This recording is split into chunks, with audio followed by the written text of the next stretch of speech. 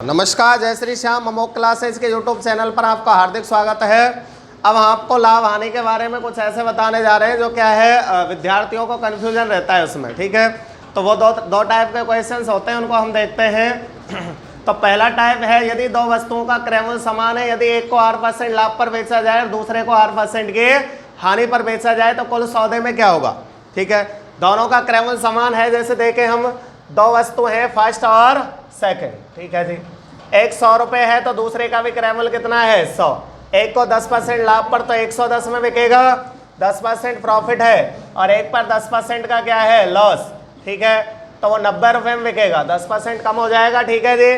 तो कुल सौदे में क्या होगा, देखें यहाँ से कुल विक्रय मूल्य हो गया 200 रुपये, कुल क्रय मूल्य हो गया 200 रुपये। तो इन दोनों से हम तुलना करेंगे कुल सौदे से, तो न लाभ न हानि, नो प्रॉफिट नो लॉस, न लाभ और न ही हानि। कब? जब दोनों का क्रय मूल्य समान हो, एक को उतना ही बढ़ जाता है और एक उतना ही कम हो जाता है, ठीक है। यदि दो वस्तुओं का विक्रय मूल्य समान हो, दूसरा टाइप देखते हैं।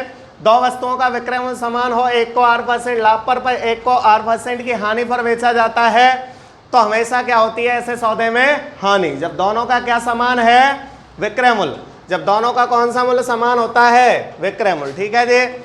जैसे मान लो 100 रुपये है किसी वस्तु का विक्रय मूल्य, फर्स्ट और सेकंड दोनों का क्या है, इसका 120 है, इसका भी 120 है, ठीक है जी। 120 रुपये है। अब यहाँ देखें, इसको हमने लाभ पर बेचा है मान लो 20% का, और इसको हमने हानि पर बेचा है 20%, ठीक है जी। एक को प्रॉफिट पे और एक को लॉस पर। तो 120 रुपये क्या है यहाँ विक्रय मूल्य, क्या है यहाँ विक्रय मूल्य। बेचने वाला मूल्य समान होता है, वहाँ तो खरीदने वाला था, यहाँ पर विक्रय मूल्य समान है। तो हानि कैसे होती है वो देखें हम। तो इसमें आप निकालोगे क्रय मूल्य सीपी, क्या निकालोगे क्रय मूल्य। तो क्रय मूल्य का सूत्र 100 गुना विक्रय मूल्य बटे 100 प्लस लाभ। 120 कट गया ये, ठीक है जी, एक बार। तो 100 रुपीज आ गए इसका क्रय मूल्य, और इसका हम क्रय मूल्य निकालेंगे। ध्यान से देखें, 100 गुना विक्रय मूल्य 120 बटे 100 माइनस हानि 80, ठीक है जी।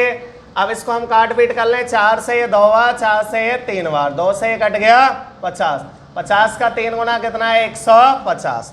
अब आप देखें ध्यान से, कुल क्रय मूल्य कितना है 250, कुल क्रय मूल्य कितना है 250, और कुल विक्रय मूल्य कितना है 120 और 120 240।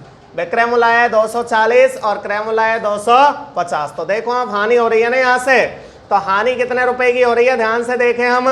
250 240 का अंतर 10 बटे क्रय मूल्य कितना आएगा नीचे, ये 250 इंटू 100, ठीक है। ऐसे भी कर सकते हैं हम, ऐसे करेंगे। हमारा ये कंसेप्ट है, ये क्या है कंसेप्ट, हमें डायरेक्ट ट्रिक से करना है। यहाँ r की वैल्यू कितनी है, ये r बटे 10 का स्क्वायर वाली ट्रिक से। तो r की वैल्यू क्या है हमारी 20 है, देखो 20 है दोनों का प्रॉफिट और लॉस।